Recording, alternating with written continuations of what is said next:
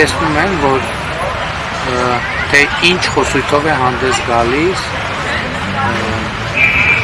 պարոն Իշխանյանի մասին էի, դուք ասում հա։ Դավիթ Բաբայանը։ Բաբայանը հայցված ասցիք Իշխանյանը հիմա տեսնում են, չէ, Իշխանյանի կուսակիցները Հայաստանում ինչ խոսույթներով են հանդես գալիս։ Հիմա դա ազդում է այդ ընդհանուր պրոցեսի վրա։ Իհարկե ազդում է։ Կամ պարոն Բաբայանի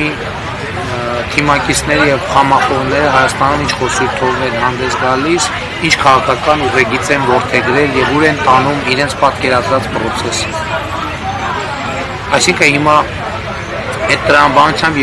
եթե նույն դաշնակցությունը մոտավորապես զարգացնում այն միտքը, թե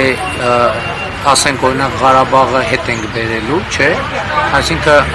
տրամաբանական է, որ նույն քաղաքական ուժի ներկայացուցիչին Ադրբեջանը փորձի րոպե առաջ ազատ արձակի, որ գնա միանա այդ պրոցեսին, ոնց են հետ բերելու։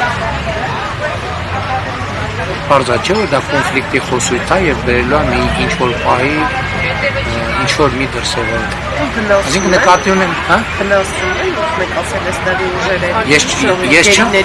Ես չեմ ուզում ասել, որ իրանք դիտավորյալ ուզում են այդ մարդկանց վնասել, բայց այդ խոսույթը իհարկե վնասում է։ Այսինքն տրամաբանական չի, ես դա պետք է ասեմ, որ դա բարձր է։ Մենք ասում ենք, բնականաբար մեր գիծը ինչ է։ Մեր գիծը այն է, որ ժողովուրդ կոնֆլիկտը ավարտված է, եւ մենք մեր ժողովրդին հետ ենք ասում, եւ նաեւ մյուս գործընկերների միջազգային, նաեւ Ադրբեջանի հետ խոսած ասում կոնֆլիկտը ավարտված է, եկեք մնացած զուգահեռ հարցերներ լուծենք։ Եվ ինչ արձագանք են ստանում, ասում են, քաղաքական այն ուժը, որի ներկայացուցիչն է օրինակ Դավիթ Իշխանյանը, այսպես տեքստեր ասում, ոնց է կոնֆլիկտը ավարտված։ Եթե ավարտված է, ինչ են դրոշվարը։ Այսինքն պարզա, եթե իրանք ագրեսիվ խոսույթով հանդես են գալիս, ընդհուպ այդպիսի ագրեսիվությամբ, որն է տրամաբանությունը, որ այսինքն մենք այդ մարդկանց ազատենք, որ գան հետո մի հոգի վրա ենթադրենք,